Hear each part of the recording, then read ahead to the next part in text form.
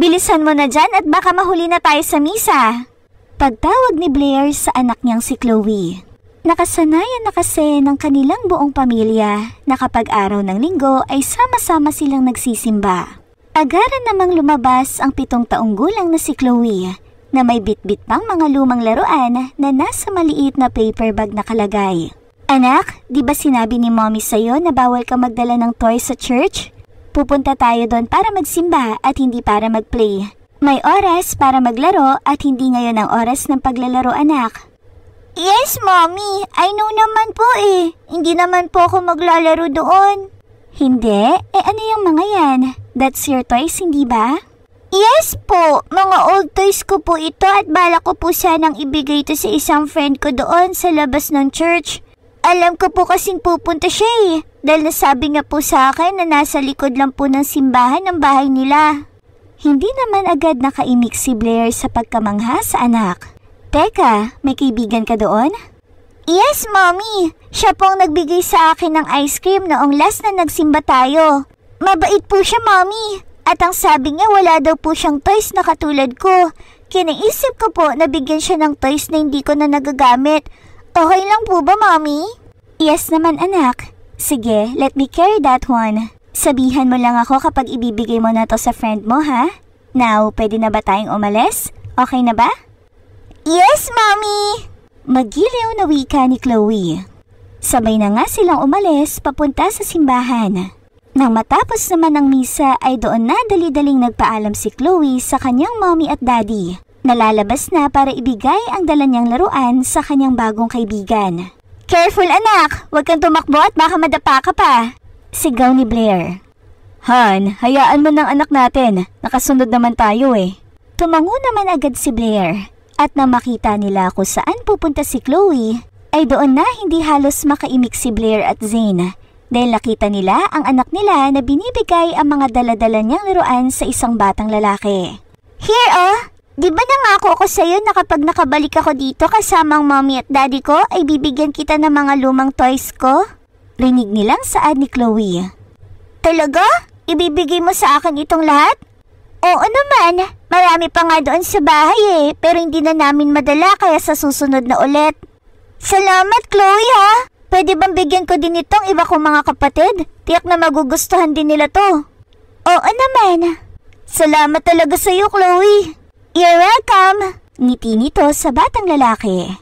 Habang nasa biyahe sila pa uwi ay hindi mawala-wala ang ngiti sa labi ng mag-asawa dahil sa nasaksihan nilang ginawa ng kanilang anak. Anak Chloe, magbihis ka na doon sa taas ha? Nandiyan naman si Yaya to assist you. Susunod na si mommy sa room mo. Utos niya sa anak. Yes, mommy! Magiliw namang tugon ni Chloe sa ina. Nakangiti pa rin si Blair habang nakatingin sa kanyang unika iha. Na nooy hawak-hawak na rin ng yaya nito papunta sa kanyang kwarto. Ilang sandali lang ay natigilan naman siya nang maramdaman niya ang pagyakap ng asawa niyang si Zane mula sa kanyang likuran. What is it now? Ngiti niya sa asawa. Wala, pansin ko kasi na magmula kanina ay hindi na nawala ang ngiti sa labi mo eh. Dahil ba to sa ginawa ni Chloe kanina doon sa bago niyang kaibigan na nagpapaalala sa'yo ng istorya natin kung paano tayo nagkakilala? Doon na nga mas lalong tumamis ang ngiti sa labi ni Blair. Habang unti-unting binabalikan kung paano sila nagkakilala ng asawa niyang si Zane. 6 na taong gulang pa lamang noon si Blair nang mawala sa kanyang piling ang kanyang mga magulang. Labag man sa loob niya ay wala na rin siyang nagawa pa nang mapunta siya sa pangangalaga ng kanyang tiyahin na siyang nagpamulat sa kanya sa mga masasamang gawain, katulad na lang ng pagnanakaw, partikular na sa mga pagkain. Blair, kumuha ka nga doon ng tinapay para mamaya sa tanghalian.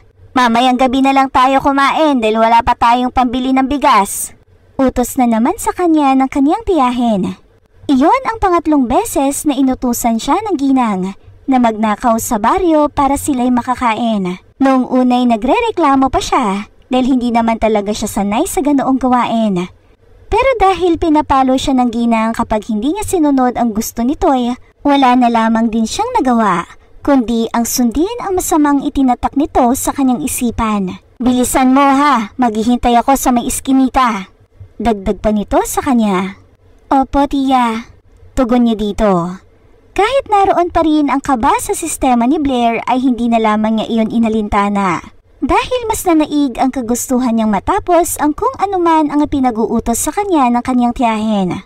Sa tuwing gagawin niya ang pagnanakaw ay sinasamahan siya ng ginang. Hinihintay lamang siya nito sa may iskinita para siya'y salubungin. Ngunit kung sa una at pangalawang beses ay hindi nahuhuli si Blair, sa pangatlong beses ay talaga namang naging alerto ang mga mata ng tindero. Nang makita nilang pumuslit ito ng tinapay at ilang pirasong saging ay agad nitong sinita si Blair. Hoy! Anong ginagawa mo ha? Sita ng tindero sa batang si Blair. Sa pagkataranta naman niya ay agad siyang tumakbo palayo dito. Ngunit hinabol pa rin siya ng tindero. Huli ka ngayong bata ka! Saad nito sabay hawak sa kanyang braso. Wag po! Sorry po! Mangiyak-ngiyak na wika ni Blair. Hanep ka! Kabata-bata mong tao nagagawa mo magnakaw!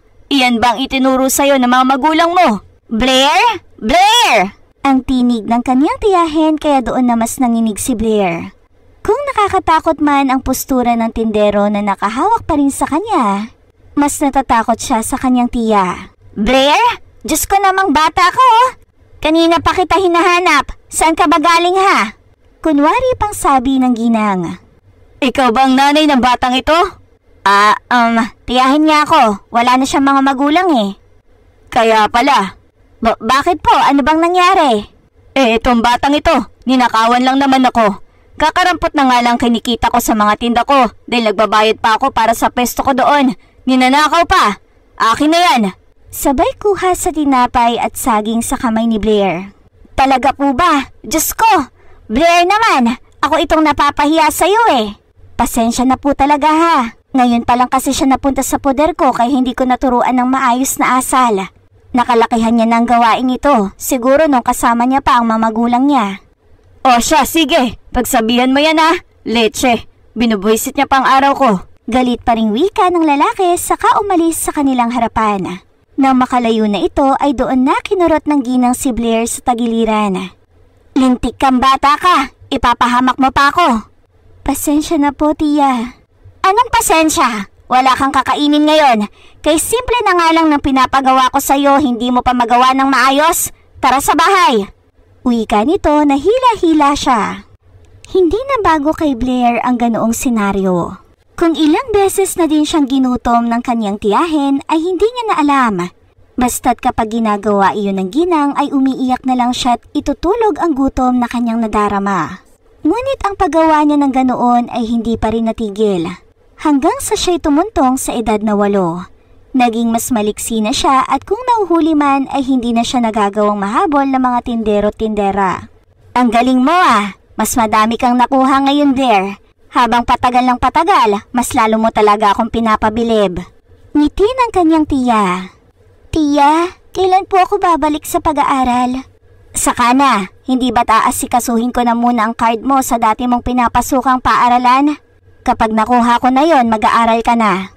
Pero sinabi mo na iyan nung nakaraang taon, tiya eh. Ano ba, Blair? Hindi ka ba makaintindi? Wala pa nga akong oras at panahon, hindi ba? Akala mo naman talaga madali lang tong hinihiling mo eh. Hindi ako genie ha, kung makapag-utos ka dyan. Ayan, nawala na ako sa mood dahil rin sa'yo. Lintik na batang to. Hindi na nga uminik pa si Blair dahil baka mas lalo lang manggalaiti ang tiyahin sa kanya. Habang sa kabilang banda naman, sa nakalipas na ilang araw ng pagdating nila Zane sa Pilipinas ay bagot na bagot ito. Ayaw niya talagang umuwi ng Pilipinas. At dito na manatili ay wala na rin siyang nagawa. Grade 3 na siya sa pasukan at kailangan niyang baguhin ang nakasanayan niya. Mabuti na lamang din at natuto na siya noon pa man sa salitang Filipino. Kaya hindi na siya nahihirapang makisalamuha sa iba. Araw ng linggo at dahil inutusan ng kanyang ina ang kanilang kasambahay na si Manang Tersing para mamalengke, ay nagpasya siyang sumama dito. Are you sure, honey? Baka mainip ka lang doon. Saad pa ng kanyang ina. Yeah, ma'am. Bored na po kasi ako talaga dito sa bahay eh. Gusto ko din pong masubukang mamalengke para may taga-bit-bit po si Manang. Ikaw talaga. O siya, sige. Basta wag kang lalayo kay Manang ha? Manang Tersing? Manang? Yes po, ma'am. Huwag mong iwawala ang paningin mo kay Zane. Sasama daw siya sa'yo sa palengke. Ay sige po ma'am, ako na po ang bahala kay Zane. Noon nga'y umalis na sila papunta sa palengke. Pagdating ay sunod lamang ng sunod si Zane sa kanilang kasambahay. Zane, mamimili na muna ako ng isda ha. Dito ka lang sa malapit, huwag kang lalayo dahil hindi mo pa naman alam ang pasikot-sikot dito sa palengke. Bilhin niya dito. Opo manang. Noong unay tahimik lang na sumusunod si Zane sa kasambahay. Ngunit ilang sandali lang ay nadako ang paningin niya sa isang batang babae na tumatakbo habang may mga dalang gulay at prutas. Hindi rin malaman ni Zane kung bakit ng mga sandaling iyon ay nakalimutan niya ang bilin sa kanya. Dali-dali niyang sinundan ang batang babaeng nakita niya kanina. Hindi naman siya nabigo dahil nakita niya nga ito sa medyo tagong parte ng palengke habang nakaupo at hinihipan ang dumudugo niyang tuhod. Need help? Paunang sabi niya dito dahilan para magulat ang batang babae. Akma na sanang tatayo ito ngunit kita niyang nasasaktan ito. Huwag ka na munang tumayo. I'll ask for help para magamot yan. Help? Wag na! Aalis na ako. Sa bahay ko na to gagamutin. Pero kikirot yun kapag naglalakad ka. Bakit ba kasi yan nagkasugat? Nadapa ka ba? Oo. Bakit ka naman nadapa? Malamang dahil tumakbo ako. Bakit ka naman tumatakbo? May humahabol ba sa'yo? Humahabol? Oo nga pala. Kailangan ko nang umalis. Teka, bakit ka aalis? Hindi pa. Hindi na nga natapos pa ni Zane ang iba pa sanang sasabihin. Dahil kumaripas na ng takbo ang batang babae. Kasunod noon ay ang pagdating ng isang tindero. Bata, nakita mo bang isang batang babae na napadaan dito? Medyo maputi siya, ganito katangkad. Mahaba ang buhok at may daladalang gulay at prutas? Tanong nito sa kanya. Bakit po? Nakaalis na po. Lintik na batang yon. Sa susunod na makita ko siya ipapakulong ko na yon. Magnanakaw. Doon palang napagtanto ni Zane na kaya pala tarantang tumakbo ang batang babae kanina ay dahil ninakaw lang pala nito ang kanyang mga dalang gulay at prutas. Ninakaw po niya mga yon? Oo, nakakaimbyerna na talaga. Ang bilis pang tumakbo, ang sakit tuloy ng balakang ko. Magkano po ba lahat ng yon? Magkano lahat? Bakit babayaran mo? Baka kasabot ka ng batang yun ah. Hindi po, hindi ko nga po siya kilala eh. O sige, 150 ang lahat ng yon. Kaya mo bang bayaran? Opo, teka lang po ha at tatawagin ko lang si Manang. Dali-dali naman niyang nilinga ang paningin sa paligid. At nang makita niya ang kasambahay na mukhang hinahanap din siya, doon niya ito nilapitan. Diyos me, yung bata ka oh, nandito ka lang pala. Kinabahan ako sa'yo Zane, alam mo ba yun? Nag-aalalang sambit na matandang kasambahay. Pasensya na po Manang Tersing, may 150 po ba kayo dyan? 150? Bakit? Aanhin mo ang pera. May kailangan lang po akong bayaran. Hindi naman nagdalawang isip ang ginang na bigyan ito ng pera. Kaya agaran na ring binalikan ni Zane ang tinderong nakausap niya kanina. Eto na po, pasensya na po talaga. Abay, totoo nga, pero magsabi ka sa akin ng totoo. Hindi mo ba talaga kilala ang batang yun? Hindi po. Bakit mo binabayaran ang ninakaw niya? Wala naman na po kasi kayong magagawa dahil hindi nga naman na po siya mahabol eh. Tsaka para na rin po hindi kayo malugi sa araw na to. Pasensya na po sa ginawa niya. Ay siya sige, hindi na ako galit. Salamat dito iho. Wika nito sabay alis. Zane, sino yun ha? At bakit binigyan mo siya ng pera? At ano yung sinasabi niya na binayaran mo ang ninakaw? Sunod-sunod na tanong ng ginang. Doon na nga sinabi ni Zane ang lahat sa matandang kasambahay. Kaya nasapu na lamang nito ang kanyang ulo. Alam mo bang masamang magnakaw? Sa ginawa mo para mo na rin kinonsinte ang ginawa ng batang iyon. Alam ko naman po yun Manang, pero parang hindi naman po yata niya yung sinasadya eh. Ay nakong bata ka. O sige na, umuwi na tayo sa bahay. Sa susunod hindi na kita isasama ha. Baka ako pang mapagalitan ng mami mo. Please Manang, hindi na po mauulit. Sasabihan ko na po kayo sa susunod. Sorry po. Ay nako, ikaw talaga. O siya sige, pero makakarating pa rin sa mami mo ang nangyari ngayon. Opo. Tango niya dito. Nang makarating naman sila sa bahay ay si Zane mismo ang nagsabi ng lahat sa kanyang ina. Hindi naman ito nagalit, bagkus ay pinagsabihan lang siya nito. Samantalang si Blair naman ay iyak pa rin ng iyak dahil sa hapdi ng pagkakagamot ng tiyahin niya sa kanyang sugat sa tuhod. Nang madapa siya kanina. Oh, tapos ngayon iiyak-iyak ka. Lintik ka talagang bata ka. Paano kung naabutan ka? Di wala ka na namang madadala dito. At ano kamo? Nakita ka ng isang bata kanina? Paano ko magsumbong yun ha? Ilang taon mo na itong ginagawa, Blair, pero hindi mo pa rin magawa ng tama. Pasensya na po, tiya. Hindi ko po kasi nakita yung... Magdadahilan ka pa. O linisin mo mag-isa yan. Prutas pa talaga ang kinuha mo? Sabi ko sa'yo, tinapay. Kahit kailan ka talaga. Inis na wika nito sa kanya. Magmula noong mapunta siya sa poder ng kanyang tiyahin ay hindi na natigil ang paggawa niya ng ganoon. Ang pangako din ito sa kanya na pag-aaralin siyang muli ay mukhang wala ng pag-asa. Kaya hindi na lamang din siya umaasa. Sa paglipas pa ng mga araw ay ganoon pa rin ang ginagawa ni Blair. Ngunit nang muli siyang nagtungo sa palengke ay nakita niya na namang muli ang batang lalaking nakita niya noon. Bata, huwag kang tatakbo. Sambit ni Zane na siyang ikinatigil niya. Hindi naman ako masama at hindi rin kita ipapahuli sa mga pulis. Dagdag pa nito. Sa katunayan, yung huling kinuha mo noong nadapa kay binayaran ko yun sa tindero. Binayaran mo? Bakit? Kasi alam ko na konti lang ang kinikita nila kaya ako na nagbayad. Bakit mo naman yun ginawa? Para matulungan siya na hindi malugi at para matulungan ka rin na hindi masabihang magnanakaw. Pero bakit mo ba yun kinuha? Alam mo bang masama ang magnakaw? Alam ko. Alam mo naman pala pero bakit mo pa rin ginagawa? Wala naman akong choice. Sige at aalis na ako. Teka, aalis ka na? Magnanakaw ka na naman ulit? Bibigyan na lang kita ng pera para bumalik ka na lang. Huwag ka nang magnakaw. Ano? Bibigyan mo ko? Bakit mo naman gagawin yon? Hindi mo naman ako kilala ano bang pangalan mo para makilala kita? Ako si Zane. Pakilala nito sa kanyang sarili. Ako naman si Blair. Taga dito ka ba? Hindi, kakalipat lang namin. Galing kami sa ibang bansa. Bakit kayo umuwi dito? Mukhang maayos naman ang buhay niyo doon Namatay kasi si Daddy at ayaw ni Mommy na manatili doon dahil nalulungkot lang siya. Kaya nagpa siya kaming dito na manirahan sa Pilipinas. Ikaw, nasaan ang mama at papa mo? Agad namang nalungkot si Blair sa naging tanong na iyon ni Zane. Wala na akong mga magulang. Hindi rin naman ako taga dito Malayo ang bahay namin dito. Kung ganon, saan ka nakatira ngayon? Ikaw lang ba mag-isa? Hindi. Kasama ko ang tiyahin ko, kapatid ni Mama. Siya kasi ang umampon sa akin. Etong pagnanakaw mo, alam ba to ng tiya mo? Siya naman kasi nag-uutos sa akin na gawin to. Ayoko naman sana talaga kasi alam ko masama to. At ni minsan ay hindi ito itinuro sa akin ni Mama. Napipilitan lang kasi ako dahil kapag hindi ko sinunod ang sinabi niya, gugutumin niya ako at sasaktan. Nakaramdam naman agad ng awa si Zane sa sinabi ni Blair. Kaya pala, huwag ka na magnanakaw ha? Bibigyan na lang kita ng pera o pagkain. Ano bang gusto mo?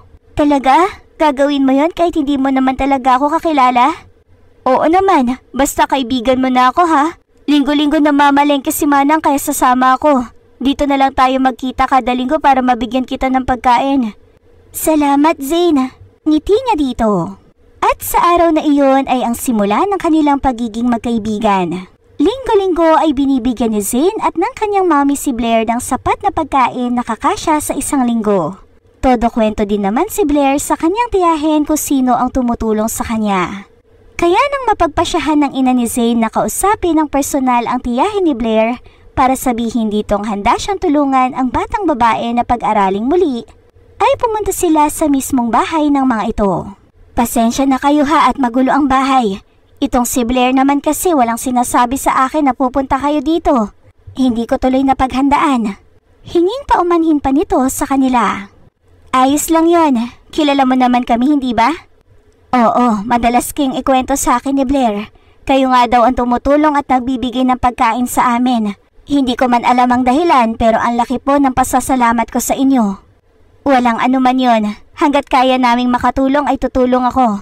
Masaya nga ako dahil itong anak ko pa mismo ang nagpresenta na tulungan nga itong si Blair. At syempre dahil nakilala ko na rin siya ng personal at kung gaano siya kabait na bata ay gusto kong hindi lang doon matapos ang pagtulong ko sa kanya. Pero bago iyon, nasabi kasi ni Blair na ikaw pa daw mismo ang nag-uutos sa kanya na magnakaw.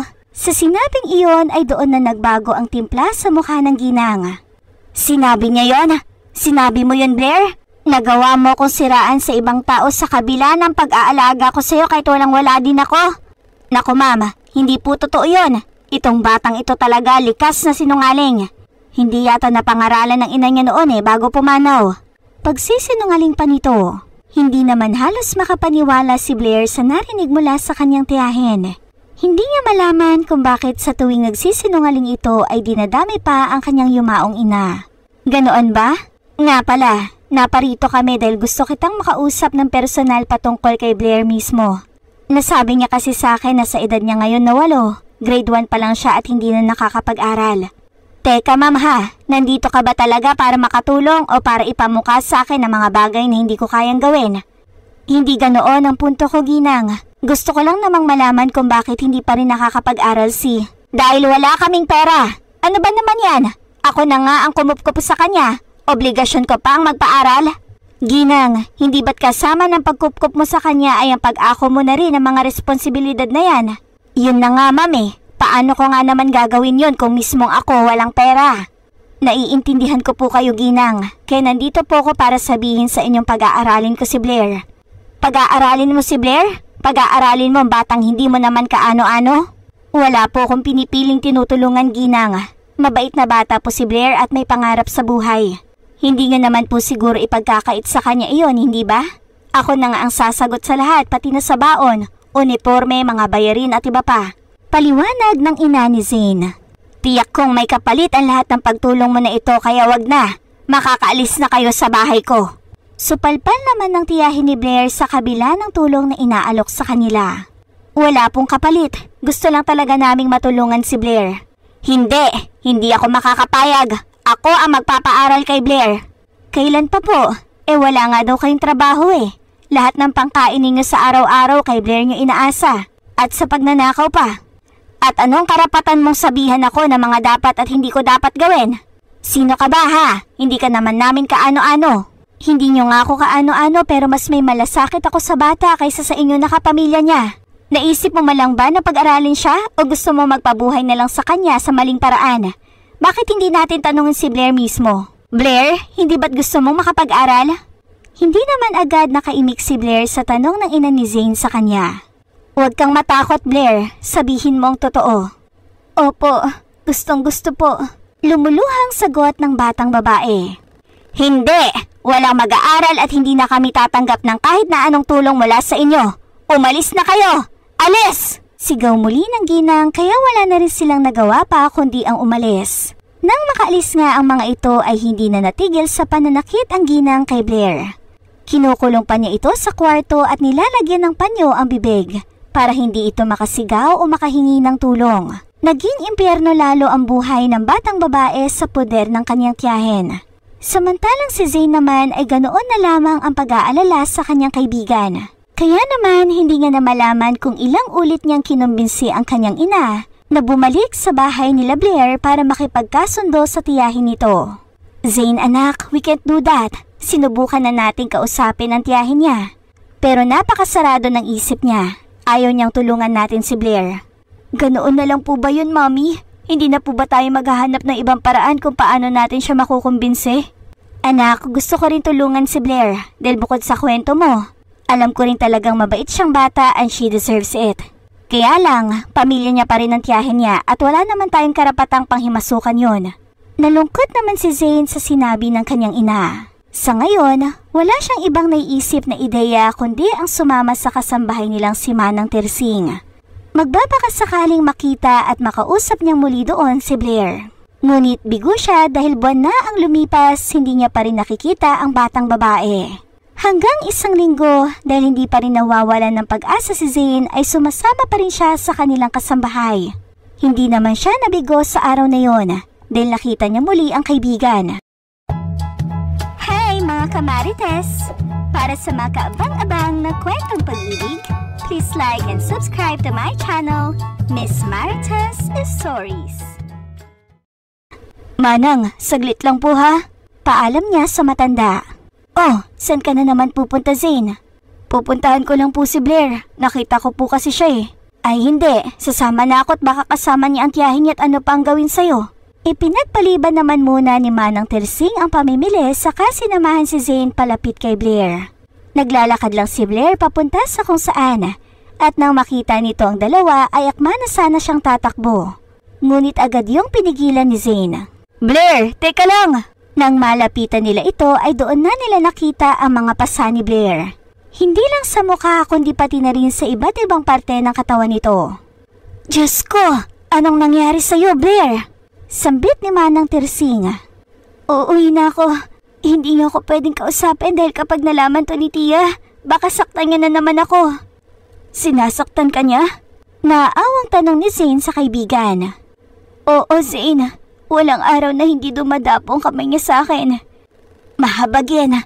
Kung ganoon, wala nang dahilan pa para bumalik ka pa ulit doon. Wika ni Manang Tersing. Pero hindi pwede. Siya lang ang meron ako. Blair, kaibigan mo ko't hindi na rin ibang tingin sa'yo ni Mommy. Kung inaakala mong siya lang ang meron ka, nagkakamali ka dahil nandito kami. Tama si Manang Tersing, huwag ka nang bumalik doon. Saan ako pupunta? Kapag hindi ako bumalik doon, tiyak na pagagalitan na naman ako ni Tia. Teka lang ha, tatawagan ko na muna ang mami mo Zane para malaman natin kung anong dapat na gawin. Saad ni Manang Tersing at agad tinawagan ang ina ng batang lalaki para ipaalam ang nangyayari. Nang matapos silang makapag-usap ay binalingan na agad ng matanda ang dalawang bata sa kahinawakan ang mga ito sa kamay. Pumasok na muna kayo sa kotse at mamimili lang ako. Ang sabi ng mama mo Zane, dalhin na daw natin si Blair sa bahay. At iyon naman agad ang kanilang ginawa. Nang matapos namang mamili ang kasambahay ay bumiyahin agad sila papunta sa bahay nila Zane. Nandoon pa rin ang kaba sa sistema ni Blair dahil nag-aalala siya na baka mas lalong magalit ang tiyahin niya sa kanya. Niyakap naman siya ng ina ni Zane at mangiyak-ngiyak pa ito habang nakatingin sa mga pasa niya sa katawan. Wala na silang sinayang na sandali. Agad nilang ginamot ang mga sugat ng batang babae. Huwag ka nang bumalik doon ha. Hindi ka pala niya tinatrato ng mabuti eh. Alam mo bang pwede natin siyang kasuhan dahil sa ginawa niya sa'yo? Huwag po. Baka mas lalong magalit si Tia sa akin. Kahit na Blair, hindi pwedeng walang managot sa mga pasa mo. Ang dami nito. Ano bang rason niya at bakit kanya sinasaktan ng paulit-ulit? Nagalit po kasi siya na sinabi kong gusto ko pong mag-aral. Simula nun, lagi na pong kumukulo ang dugo niya sa akin. At lagi ka na niyang sinasaktan? Opo. Blair, alam kong pamilya mo siya. At mahal mo din siya dahil siya ang kumupkup sa'yo. Pero ang tanong, siya ba? Ganoon din bang nararamdaman niya sa'yo? Kailangan niyang panagutan ang pagmamaltrato niya sa'yo. Huwag na po. Kung makukulong po siya, mas lalo po siya mahihirapan. O sige, ganito na lang. Bukas na bukas pupunta ako sa bahay ninyo at kakausapin ko ang tiyahin mo. Makikipagkasundo ko sa kanya. Magdadala na rin ako ng abogado para magkapirmahan kami. Pero bago ko gawin yon, tatanungin muna kita. Gusto mo ba ditong manatili? Pag-aaralin kita. Sa narinig ay agad nagningning ang mga mata ni Blair. Opo, gusto ko po. Pero paano po si Tia? Makikipagkasundo ko sa kanya bukas. Aakuin na kita at dito na kita patitirahin. Pero kapag hindi siya pumayag, kakasuhan natin siya. Aabutan ko din siya ng kaunting halaga. Para naman hindi niya masabing binaliwala ko lang ang pagkupkup niya sa'yo ng ilang taon. Okay lang ba yon?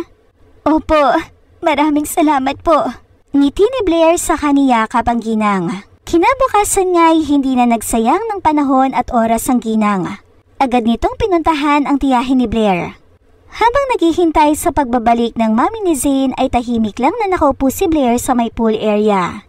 Na agad namang nilapitan ni Zane. Gusto mong maligo? Oh, Zane, ikaw pala.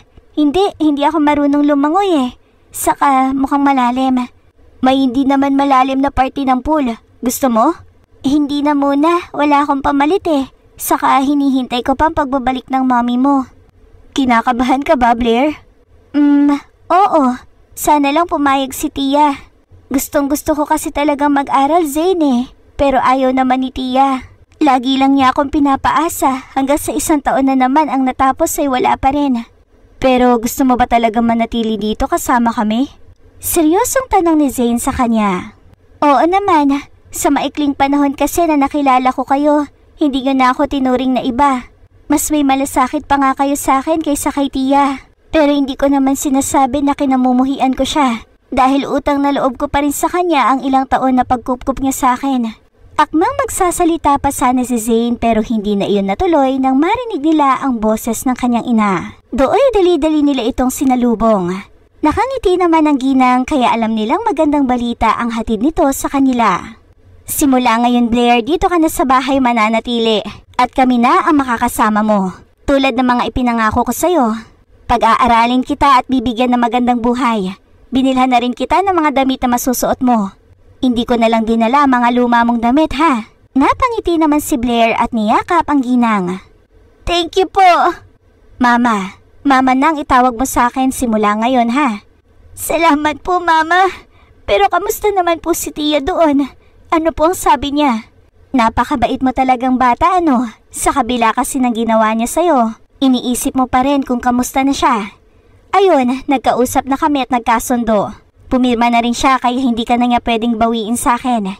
Inabutan ko na rin siya ng pera. Sa mga oras na yon ay walang mapagsidlan ng saya ang nadarama ni Blair. Sa pananatili niya sa poder ng mga ito ay naranasan niya ang mga bagay na hindi niya naranasan noon. Naging masaya at payapa ang buhay ni Blair. Labis din ang pasasalamat niya sa mag-ina dahil hindi niya inaasahan na sa mga hindi niya pakaano-ano, mararamdaman ang pagmamahal na matagal niya nang hindi naramdaman. Nakapag-aral siya at nabigyan ng hustong gabay. Nasa parehong paaralan sila ni Zane. Ngunit nauna lang ang binata na makapagtapos ng elementarya, sekundarya at kolehiyo. Ngayon ay si Zane na ang namamahala ng kumpanyang pag-aari nila dahil may katandaan na rin ang kanyang ina. Gusto niyang pagpahingahin na ang ginang sa pagtatrabaho. Samantalang si Blair naman ay nasa 4th year college na rin. Ngunit kahit na ganoon ay hindi pa rin nakakaligtaan ni Zane na sunduin ang dalaga sa tuwing matatapos ang klase nito. Sir, tumawag po si Mr. Chan. Hindi daw po siya available bukas kaya ngayon na lang daw pong 5 PM kayo mag-meet. Wika sa kanya ng kanyang sekretarya na kakapasok lang ng kanyang opisina. 5 PM? I'm also not available during that time. Sir, wala naman po kayong schedule ng 5 PM. Malinis po ang schedule mo. Well, I just want you to know na basta TTH ay hindi ako available ng 5 PM dahil may susundin ako sa paaralan. Tell Mr. Chan na kung hindi siya available tomorrow, hindi din ako available today. I-reschedule na lang namin sa susunod na araw ang meeting. Utos niya dito at agad sinipat ang kanyang relo. Mag-aalas 5 na pala, aalis na din ako. Basta ikaw nang bahalang mag-alibay kay Mr. Chan. Yes po sir. Nang makalabas ang sekretarya sa kanyang opisina ay dali-dali naman niyang kinuha ang cellphone at tinawagan si Blair. Blair, aalis na ako ng office. Wait for me there, okay? Wag na, dumiretso ka na lang sa bahay. May pupuntahan lang ako. At saan ka naman pupunta? Dito lang sa malapit. Nagkayayaan kasi na mag-coffee na muna kami after class. Dahil ayun nga, malapit na rin ang final exam at gagraduate na kami lahat. Paliwanag pa ng dalaga sa kabilang linya. Sasama ako kung ganun. Ani naman ni Zane. Zane, maboboring ka lang. Isa pa lakad namin itong magkakaklase. Uuwi naman ako agad pagkatapos. Anong oras ka ba uuwi, Blair? Mga alas 6. Sinabihan ko na rin si Mama at pumayag naman siya. Agad namang nasa po ni Zane ang noo. Fine, basta alas 6 tawagan mo ko at susunduin na kita sa kung saang cafe man yan. Sige Zane, pero kung pagod ka... Hindi ako pagod, okay? Hindi naman ako mag-i-insist na sunduin ka kung pagod ako, di ba? Sige na, be careful and make sure to text or call me, okay? Wala na akong load, Zane. Lolodan kita, Blair. Hintayin mo na lang. Sige, Zane. Salamat. Sabay baba sa linya. Abay, binabaan pa ako. Hindi makapaniwalang wika ng binata. Ilang minuto pa siyang nakaupo sa kanyang swivel chair nang maalala niya ang isa sa kaklase ni Blair, na ang pangalan ay Aaron, kaya muli niyang tinawagan ang dalaga. Blair, kayo lahat ba na magkakaklase nandyan? Oo, bakit? You mean, pati yung Aaron nandyan din? Si Aaron? Wala siya dito. Lumiban siya sa klase ngayong araw kaya wala siya dito ngayon. Nakahinga naman ng maluwag si Zane sa nalaman. Bakit mo naman natanong? Wala naman Blair. Have fun and please don't forget to text me kapag magpapasundo ka na ha. Saang cafe ba kayo pupunta? Sinabi naman agad ni Blair kung saang cafe sila pupunta ng kanyang mga kaklase. Kaya medyo nakampante si Zane. Mabilis lumipas ang oras. Dali-daling pinuntahan ng binata ang cafe na sinabi ni Blair sa kanya. Pagdating sa lugar ay hinintay niya ang paglabas ng dalaga. Hindi na rin niya ito tinawagan dahil naubusan ng baterya ang kanyang cellphone. Mga ilang minuto pa siyang naghintay doon hanggang sa nagsilabasan na ang iilang mga kaklase ng dalaga. Nang makita na niya si Blair ay akma na sana siyang lalabas ng kotse. Ngunit ganoon na lamang ang gulat niya nang makita niyang kasama at kausap nito si Aaron. Nagtatawanan pa ang dalawa dahilan para manginig ang kanyang sistema sa inis. Sabi niya wala si Aaron, tas ngayon magkadikit sila't magkausap? Naiinis niyang wika sa sarili. Maya-maya ay kita ni Zane na may balak si Aaron ay hatid ang dalaga ayon sa kinikilos nito. Kaya naman dali-dali siyang lumabas ng kotse at hindi na rin nagdalawang isip na lapitan sila. Sige na Blair, I insist. Ani Aaron. Hindi na Aaron, salamat na lang. Susunduin kasi ako ni Zane. Wala pa naman yun at mukhang hindi ka na nun susunduin. At sinong may sabi sa'yong hindi ako darating? Naiirit ang tinig ni Zane na nooy nakalapit na sa kanilang dalawa. Almost 15 minutes na ako naghihintay at hindi maaaring hindi ko sunduin si Blair. Blair, let's go. Nandoon ang kotse ko. Hindi ako makapag-park sa malapit dahil punuan. Sabay hila sa dalaga. Nang makapasok sila sa kotse ay ramdam agad ng dalaga ang galit ni Zane. Sa ilang taon nilang pagsasama sa iisang bubong ay masasabi na nila kung kailan galit at masaya ang isa't isa. Tinext kita pero hindi ka sumasagot. Pagbasag ni Blair sa katahimikan. Lobat ang cellphone ko. Sagot naman ni Zane sa kanya. Totoo bang 15 minutes ka na ditong naghihintay sa akin? Sort of. Nagkakasiyahan pa kayo sa loob, nandito na ako sa labas. Akala ko ba hindi nyo kasama si Aaron? Sorry, maski ako'y nagulat din nung dumating siya Totoong sinasabi ko kanina na lumiban siya. And you didn't tell me na bigla na lang pala siyang sumulpot. Sinabi ko sa'yo pero hindi mo na siguro nabasa ang text ko. Dahil sabi mo nga ngayon, lowbat ka. Magrarason ka pang talaga, Blair? Bakit? Totoo naman hindi ako nagsinungaling sa'yo, Zane. Bakit nagtatawanan kayong dalawa? Ano bang pinag-usapan niyo at mukhang ang saya ninyo? Umiiwas nga ako sa kanya pero lapit naman siya ng... Teka nga, Zane, bakit ba ako nagpapaliwanag sa'yo? Am I obliged to make an explanation? Yes, Blair. At bakit, Zane? Sa naging tanong na iyon ng dalaga ay doon na natahimik si Zane. Ngayon, sagutin mo ang tanong ko. Bakit? Muli pang tanong ni Blair dito. 'Cause I care for you. Alam ko naman yon, Zane, pero kaklase ko si Aaron At wala naman siyang ginagawang masama sa akin. Nakikipagkaibigan lang siya. Blair, lalaki din ako, kaya alam ko kung anong pakay sa'yo ni Aaron. Of course, nakikipagkaibigan pa siya sa ngayon, dahil alam niyang nasa patakaran mo na hindi ka muna magbo-boyfriend, hanggat hindi ka nakapagtapos sa kolehiyo. Pakiramdam ko nga, hinihintay lang niya makapagtapos kay at liligawan ka na agad. Ano naman ngayon kung gano'n ang gagawin niya, Zane? Anong ano naman ngayon? Naririnig mo bang sinasabi mo, Blair? Hindi pwede. Hindi pasado sa akin na lalaking yon para sa'yo.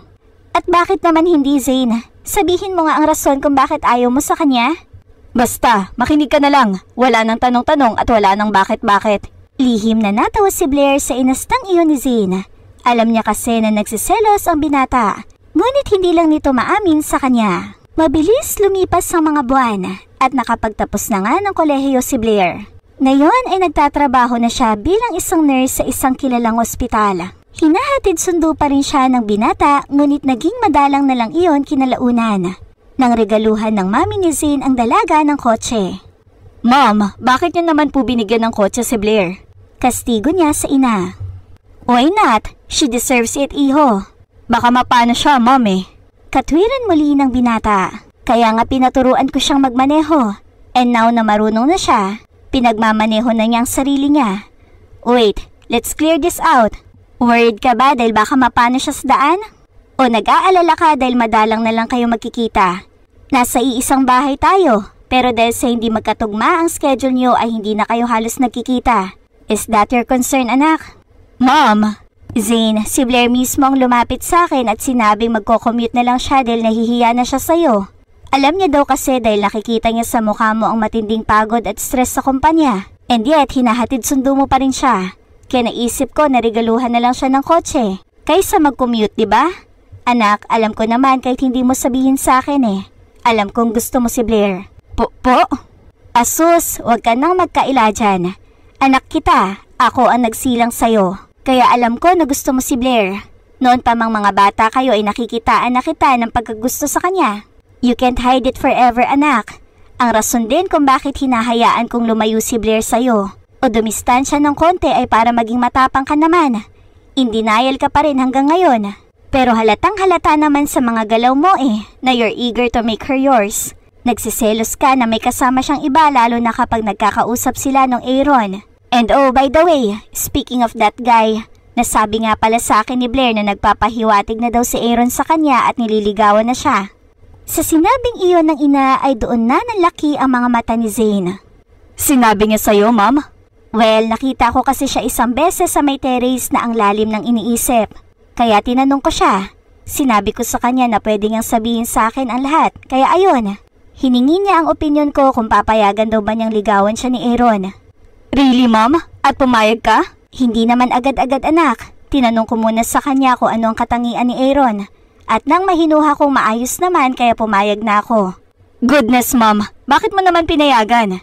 At bakit hindi, iho? Wala akong nakikitang masama, anak. Mabait si Aaron kay Blair at maski si Blair ay nakikita yon. I'm just being fair. Baka nagbabait-baitan lang yun ngayon, ma'am. Dahil naliligaw pa lang. What if kapag sila na ay saka niya ilabas ang totoo niyang kulay? We'll see, iho. I trust Blair. Matalino siyang babae at alam kong alam niya ang ginagawa niya. Bakit? Wala ka bang tiwala sa kanya? Siyempre nagtitiwala ako sa kanya, ma'am. Kay Aaron ako hindi nagtitiwala.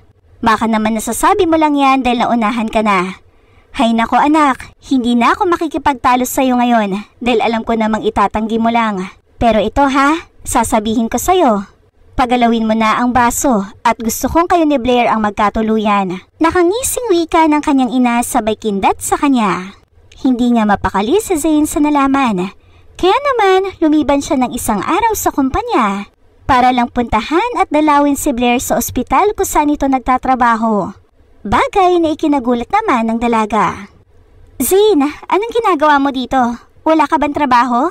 Wala. Clear ang schedule ko kaya naisipan ko na puntahan ka dito para yayain ka mag-lunch sa may malapit na restaurant. If that's okay with you.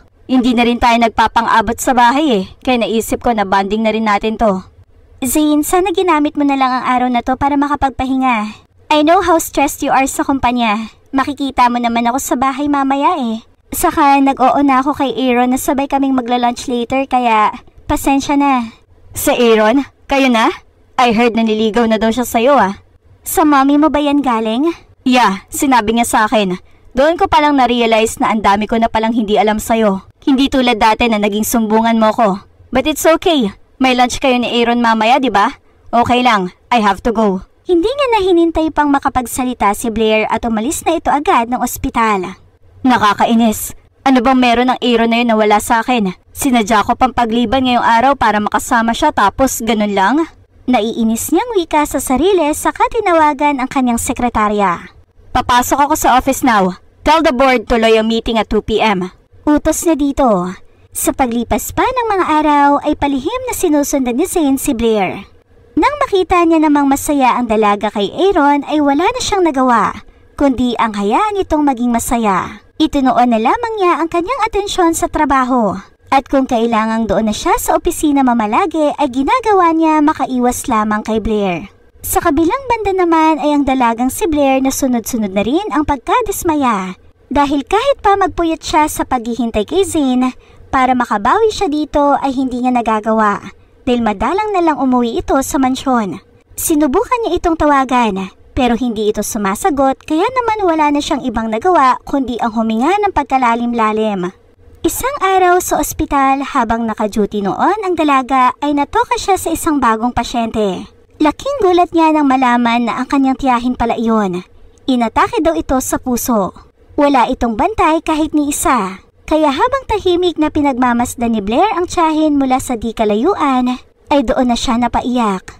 Kung hindi niya kasi ito titigang mabuti ay hindi niya ito makikilala. Dahil ang laki ng ibinagsak ng katawan nito. Nang sabihin naman ni Blair sa ina ni Zane ang tungkol sa nangyari sa kanyang tiyahin, ay hindi na nila pinigilan ang dalaga para lapitan ng ginang. Hi mga kamarites! Para sa mga kabang-abang na kwentong pag-ibig, please like and subscribe to my channel, Miss Marites Stories. Hindi na rin nagdalawang isip si Blair na magpakilala sa ginang, bagay na nagpaiyak dito ng sobra. Patawarin mo ako, Blair. Patawarin mo ako kung naging malupit ako sa'yo. Alam ng Diyos kung gaano ako nagsisisi na ginawa ko yun sa'yo. Pero heto ka pa rin at nag-aalala sa akin. Iyak nito sa kanyang harapan. Matagal na panahon na po yun, tiya. Kalimutan na po natin. Sana ganun lang kadali, Blair. Kasi ako, gabi-gabi akong umiiyak sa lahat ng ginawa ko sa'yo. Ito na yata ang karma ko. Mahal kita dahil pamangkin kita. Pero sa tuwing nakikita kita, naaalala ko ang ate ko sa'yo. Ang mama mo at ang kasalanang ginawa niya sa akin noon. Nangunot ang noo ni Blair sa sinabi ng kanyang tiyahin. Hinayaan na lamang niya itong magsalita. Doon nalaman niya na noon pa mang mga bata sila'y hindi na sila magkasundo ng ina ng dalaga. Na umabot na sa puntong lahat ng mga bagay na mayroon ang kanyang tiya ay inaagaw ng kanyang ina hanggang sa nobyo nito na siyang ama niya. Noon ay ginawa daw ng kanyang ina ang lahat para lang maagaw at maghiwalay ang kanyang tiya at ang nobyo nito. Lahat ng pangaakit ay ginawa niya at nagtagumpay naman daw ito at si Blair nga ang naging bunga. Kaya naman, nang mabalitaan ng kanyang tiya na wala na ang kanyang kapatid, ay nagpasya siyang kunin si Blair at sa bata niya ibunton ang lahat ng galit nito. Matapos marinig ni Blair ang revelasyong iyon ay naiyak na din siya. Alam kong kahit ano pa ang rason, hindi pa rin tama na maltratuhin kita, Blair. Pero huli ko nang napagtanto na wala ka pala talagang kasalanan dahil bata ka lang. Ang kasalanan ng mga magulang mo ay hindi mo dapat inaako.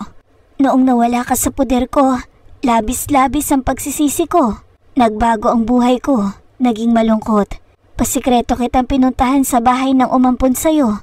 At nang makita ko kung gaano ka nakasaya, hindi na ako nagpakita. Patawarin mo ko, Blair. Sinsero nitong wika. Ayos na po yun, tita. Pinatawad ko na po kayo. Kalimutan na po natin yun. Inalagaan ni Blair ang kanyang tiyahin habang ito'y nasa ospital. At nang makalabas naman ito ay hinanapan niya ito ng bagong matitirhan.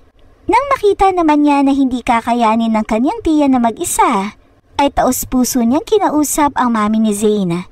Kinausap niya ito na doon na muna siya titira pansamantala.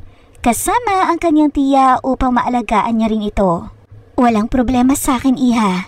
Alam mo, bilib na bilib talaga ako sa'yo eh. Napakabuti ng puso mo at isa yan sa hinahangaan ko sa'yo. Pamilya mo pa rin siya at mas kailangan ka niya ngayon. Basta mangako ka ha na hindi mo ko kakalimutan. Kaming dalawa ni Zane, dadalaw-dalaw ka pa rin dito dahil mamimiss ka namin. Oo naman po, ma. Nga pala, hindi na ako makakapagpaalam kay Zane. Hindi ko na po yata siya mahihintay na umuwi eh. Kailangan ko na pong umalis. Kayo na pong magsabi sa kanya saka iti-text ko na lang din siya para malaman niya. O sige iha, ako nang bahala. Mag-iingat ka, Blair. Dahan-dahan lang sa pagmamaneho. Bilin pa ng ginang sa kanya. Ilang minuto bago umalis si Blair ay ang pagdating naman ni Zane sa mansyon na agad dumiretso sa kwarto ng dalaga. Kung hinahanap mo si Blair, anak, kaalis niya lang. Tinext ka ba niya? Oo, ma'am. Ngayon ko lang nabasa ang text niya. Kaya nagmadali na agad ako umuwi. Saan daw siya pupunta? Sasamahan daw muna niya ang tiya niya sa bagong bahay na inuupahan nila. At hinayaan mo, ma'am? Sa tiya niya pa? Bakit hindi ko alam to? Hindi ka kasi nga natitsyempohan, anak. Naging pasyente daw kasi ng ospital ang tiya niya at naawa siya. At yun na yun? Paano kung sakta na naman siya ng tiya niya? Zane, don't be ridiculous. Ano bang nangyayari sa'yo, anak? Blair knows what she's doing. Alam mo ba kung saan address nila, ma'am? No, hindi ko na naitanong. Basta sinabi na sa akin ni Blair na dadalawin pa rin naman niya ako dito kaya okay na yun. You can text her too. Call her. Hindi naman siguro mahirap itipa ang numero niya, di ba? Unless may mataas kang pride na ayaw mong tibagin. One more thing, iho. Malaki na si Blair. She's not a kid anymore. Hindi ko siya pag-aari at mas lalong hindi mo siya pag-aari. Kaya wala tayong karapatang diktahan siya sa kung ano ang gusto niyang gawin. Pinalnawi ka ng kanyang ina. Sinubukang iwaksi ni Zane sa kanyang isipan ang dalaga. Ngunit nanaig ang pag-aalala at pagkasabik niya dito kaya naman pinuntahan niya na ito sa ospital isang araw. Naabutan niya naman itong nakikipag-usap at tawanan kay Aaron. Kaya doon na mas lalong nagalit ang binata. Blair! Tawag niya dito. Kita niya ang pagpapaalam ng dalaga kay Aaron bago siya nito nilapitan. O Zane, anong ginagawa mo dito? Nandito ako para kausapin ka, Blair. Kasama mo daw ang tiya mo sa iisang bahay? Sa naging desisyon mo para mo na ring binaliwala na pinaglaban ka namin noon para makaalis sa poder niya. Gusto mo bang saktan ka niya ulit? Zane, alam ko nag-aalala ka lang, pero may sakit si Tia. Hindi niya na kayang manakit. Isa pa, may dahilan naman siya kaya niya ginawa yon at napag-usapan na namin. Humingi na siya ng tawad sa akin kaya maayos na kami. Ayaw ko rin naman nagtatanim ng sama ng loob, lalo na't pamilya ko pa rin naman si Tia. Mahabang litanya ng dalaga. Pero kailangan ba talaga na umalis ka sa bahay? Kailangan ako ni Tia ngayon, Zane. Saka bago ako umalis, hiningi ko muna ang permiso ng mami mo. Kung ayaw naman niya, hindi naman ako magpupumilit Dahil malaki ang utang na loob ko sa inyo. Hindi ko rin siya kayang pabayaan, Zane. Ako na lang ang meron kay Tia. Kaya pala nakikita kong parang ang saya mo. At ngayon mas lalo pang sumaya dahil nagtatawanan kayo ni Aaron, no? Kayo na ba? Ay, wag mo na palang sagutin dahil mukhang kayo na nga. Naglalandian na kayo dito Ano? Iniisip mo na naglalandian kami, Zane? Oo, kitang-kita ko nga Ano ba naman yan, Blair? Hindi ka pinag-aral ni Mami para lang makipaglandian sa nobyo mo sa public place. Hindi makapaniwala ang dalaga sa sinabing iyon ni Zane. Kaya naman isang malakas na sampal agad ang pinadapo niya sa pisngi nito. Sinusumbat mo ba sa akin ang naitulong niyo, Zane? Oo, utang na loob ko yun sa inyo. Pero wala kang karapatan na pagsalitaan ako ng ganyan. At hindi ko nobyo si Aaron. Nanligaw siya, oo, pero hindi ko siya sinagot. Dahil hanggang kaibigan lang ang tingin ko sa kanya. At lahat ng yon ay naiintindihan ni Aaron dahil hindi makitid ang utak niya. Hindi kagaya mo. At mas lalong hindi ako malandi. Umiiyak nitong wika sabay talikod sa binata. Para namang natuod si Zane sa kanyang kinatatayuan nang marinig ang sinabing iyon ni Blair. Gustuhin man niya sanang humingi ng tawad pero huli na ang lahat. Dahil nakalayo na sa kanya ang dalaga. Panay lang ang pag-iyak ng binata dahil sa labis na pagsisisi. Alam niya sa sarili niya na nagawa niya lang yon dahil sa selos na kanyang nararamdaman. Ilang araw muna ang pinalipas niya bago nagpa siyang puntahan muli si Blair sa ospital para personal na makahingi ng tawad. Ngunit ang kasamahan lamang ng dalaga ang naabutan niya roon. 3 araw nang hindi nakakapasok si Blair sa trabaho. Ang alam namin na matay daw ang tiyahin niya kaya kailangan niyang lumiban muna. Sa mga sandaling iyon ay nabigla ang binata. Alam niyo ba kung saan ngayon nakatira si Blair? Oo, teka isusulat ko lang ang address. Matapos maibigay ng nurse ang address sa bagong tinutuloyan ni Blair, ay agad naman iyong pinuntahan ni Zane, lulan ng kanyang mamahaling kotse. Ngunit nakakandado ang pintuan ng bahay, kaya alam niyang walang tao roon. Ang ginawa niya ay hinintay na lamang niya ang dalaga hanggang sa bumuhos na nga ang napakalakas na ulan. Akmang aalis na sana si Zane nang makita niya si Blair, na naglalakad sa kalsada habang basang-basa sa ulan. What is she doing? Gusto niya bang magkasakit? Inis na wika niya sa sarili at dali-daling kinuha ang payong saka lumabas upang lapitan ang dalaga. Doon niya napansin na mugtong-mugto ang mga mata nito dahil sa kakaiyak. Blair, magkakasakit ka sa ginagawa mo Sermon niya dito. Ngunit imbis na tumugon ay sumandal lang ang dalaga sa kanya. At doon na malakas na napahagulgol. Ramdam ni Zane ang bigat ng nararamdaman ng dalaga. Kaya niyakap niya ito ng sobrang higpit. Nang medyo kumalma na ito ay parehas na silang pumasok sa bahay at inasikaso naman ito agad ni Zane. Drink this para di ka magkasakit. Ano ba kasing ginagawa mo? Bakit ka nagpapaulan, Blair? Anong ginagawa mo dito, Zane? Paano mo nalaman ang bahay ko? Pabalik niyang tanong. Pumunta ako sa ospital at sinabi nila sa akin na hindi ka na raw pumapasok dahil namatay ang tiyahin mo. Sa kanila ko rin nalaman kung saan ka tumutuloy ngayon. Kanina ang libing ni Tia. Ipinalibing ko na dahil wala naman kaming ibang kamag-anak na dadalo sa lamay. Pasensya ka na kung hindi ko pinaalam sa inyo. Nawala na sa isip ko. Hindi ko lang matanggap na hawak-hawak ni Tia ang kamay ko bago siya bawian ng buhay. Sabi niya sa akin, sa lahat daw ng pinagsisihan niya, hindi kasali doon ang pagkupkup sa akin. Mangiyak-ngiyak na kwento ng dalaga. I'm sorry, Blair. I'm sorry kung wala ako dito ng mga oras na kailangan mo ng tulong. I didn't know. Ayos lang naman sa akin yun, Zane. Tipid na sagot ng dalaga. Blair, patawarin mo ko sa sinabi ko nung huli tayong mag-usap. Hindi naman kasi dapat yun ang sasabihin ko Nadala lang ako sa galit at selos na nararamdaman ko. Alam mo naman kasi na noon pa man ay nagsiselos na ako lalo na sa Aaron na yon. Nagsiselos ka? Bakit? Bago sumagot ay huminga naman muna ng sobrang lalim si Zane. Dahil gusto kita, Blair. No, mahal pala kita. Mga bata pa lamang tayo ay mahal na kita. Hindi ko lang maamin-amin sa'yo dahil takot ako sa magiging reaksyon mo. Takot ako na baka pagtawanan mo ko at mag-iba ang trato mo sa akin. But now, wala na akong pakialam. Ang dami ko nang na-miss na chance and I won't allow it now. Saglit na katahimikan ang namutawi sa paligid bago natawa ang dalaga. Oh, see? Kaya ayaw kong aminin dahil pagtatawanan mo lang ako, Blair. Zane, hindi ako natatawa dahil doon. Natatawa ako dahil alam ko na gusto mo ako. Alam mo? How? Sa mommy mo. Kay mommy? Pero paano? Kailan? Naguguluhan itong tanong. Noong mag-usap kasi kaming dalawa at sinabi ko sa kanya ang tungkol sa pagpapahiwatig sa akin ni Aaron noon. Talagang hindi ko alam kung anong gagawin. Hindi ko gusto si Aaron pero mabuti siyang kaibigan sa akin. Gusto ko siyang bigyan ng chance kaya lang sabi ng mommy mo, kung nagigilty lang ako dahil mabait yung tao sa akin, kailangan ko daw pag-isipan dahil pwedeng masira nun ang maayos naming relasyon bilang mabuting magkaibigan. Unfair din daw yan para sa kanya na isa lang ang nagmamahal. So she asked me kung may iba ba akong minamahal. Sabi ko meron at nagtanong siya kung sino. Di na rin ako nagdalawang isip na sabihin, ikaw. Sa narinig ay doon natuluyang nalaki ang mga mata ni Zane. Mahal mo rin ako? At alam ni Mommy yun? Nauutal na tura ng binata. Oo Zane, nung sinabi ko nga sa kanya na mahal kita at gusto kita, sinabi niya rin sa akin na gusto mo nga din daw ako. Ang rason din kung bakit hindi ko sinugot sa Aaron ay dahil sa'yo. Hinihintay kita pero ang bagal mo Natatawa nitong sabi. Teka, hindi pa nagsisink in sa utak ko lahat. Ibig sabihin, mahal mo rin ako? Totoo ba to? Hindi ka nagbibiro, Blair? Oo nga, Zane. Hindi ko naman gustong magbiro sa ganitong seryosong usapan, no? At ang lahat ng to alam ni Mom? Hay, kung alam ko lang. Kung alam mo lang na Zane, gagalawin mo na ba ang baso? Nako, mas mainam na rin na di mo alam. Kasi baka saka ka na kumilos kapag nalaman mo na gusto din kita. Hindi na nga natuloy pa ni Blair ang susunod na sanang sasabihin. Nang yakapin na siya ni Zane ng sobrang higpit. I'm so happy. Mahal na mahal kita, Blair. Mahal na mahal din kita, Zane. Can I kiss you? Tila nahihiya pang tanong ng binata sa kanya.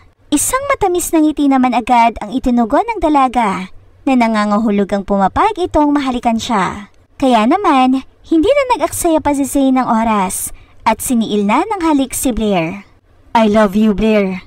I love you too, Zane. Tugon naman niya dito. Matapos nga ang araw na iyon, matapos ng kanilang pag-amin sa tunay nilang nararamdaman sa isa't isa, ay suportado ng mami ni Zane ang kanilang relasyon.